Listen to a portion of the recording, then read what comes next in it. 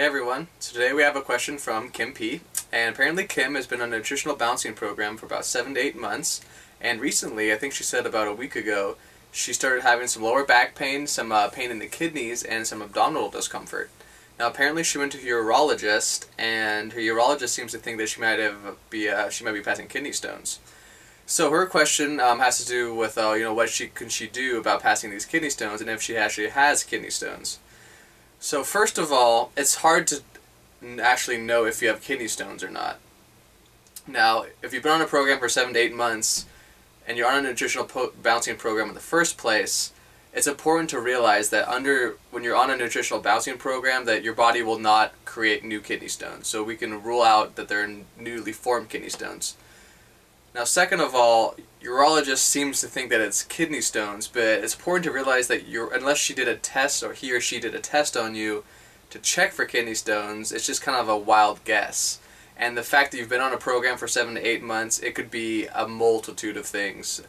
Just because you had pain in the kidney area doesn't necessarily mean that you're passing kidney stones. I mean, you could be a number of things. You could be eliminating a number of heavy metals through your kidneys all at once.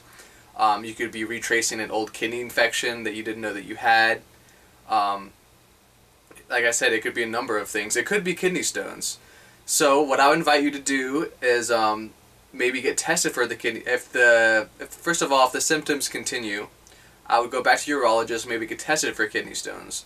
And then if your urologist can confirm that you have kidney stones, I'm going to give you two options, okay? Your first option is either you deal with it, okay, because on a nutritional balancing program, if you follow the diet correctly, drink enough water, you're doing the enemas, I also highly recommend doing the sauna, and if you're doing all these things, your body will naturally break up the kidney stones that you can pass them. Now, passing them is another story, okay, and it's up to you if you want to deal with passing them. I know that I've never passed a kidney stone personally, but I know it's very painful and it can take a while. It is good to know that you're passing them, but it's up to you whether you decide to go ahead and let your body deal with them naturally. And then your second option is, if you are able to confirm that you have kidney stones, your second option is using a procedure known as lithotripsy. And lithotripsy, they bombard high-frequency sound waves into your kidneys, and then that actually helps break up the kidney stones into small pieces so you can pass them rather painlessly. So that would be your second option, okay? I'm not exactly sure how much this procedure costs. I don't know if your health insurance covers it, or if you have enough resources to pay for it in cash or whatever. It doesn't seem to me like it'd be a particularly expensive procedure, but I could be wrong about this. Sometimes things cost more than they seem they would, even though it's not invasive or anything like that. So those are your two options if you do have kidney stones, okay?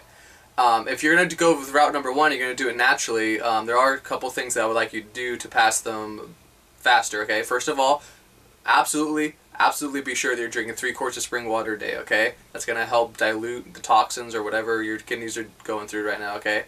Also, you can also take up to 50,000 IU daily of vitamin A to help your kidneys. And then what you can also do, besides using the sauna, I don't know if you're using the infrared sauna or not, but even if you are, what you can do is you can take a single infrared light bulb and you can shine it on your kidney area for about up to an hour a day. And then when you can take turns on each side, doing both sides for the kidneys. And then what that will do is that will that'll heat up the tissue, and that will help break up any of the kidney stones that you're passing. And if you don't ever do find out that if they are kidney stones or not, that'll help kill the infection, or it'll help them remove heavy metals faster. Because like I said, there's no real way for me to know if they are kidney stones or not. So those are your two options if you do think you have kidney stones. And then if you end up not finding out if you have kidney stones or not, shine the light on it. Take up to 50,000 IU daily of vitamin A, because it might not be kidney stones. It might be an infection. It might be heavy metals. It could be a multiple thing. It could be a multiple of things, like I said.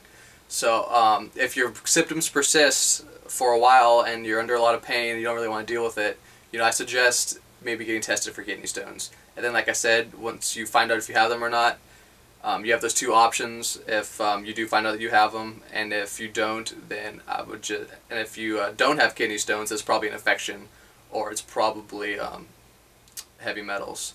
But the good news is that you're retracing it, because if you're on a nutritional balancing program, like I said, your body will not form new stones.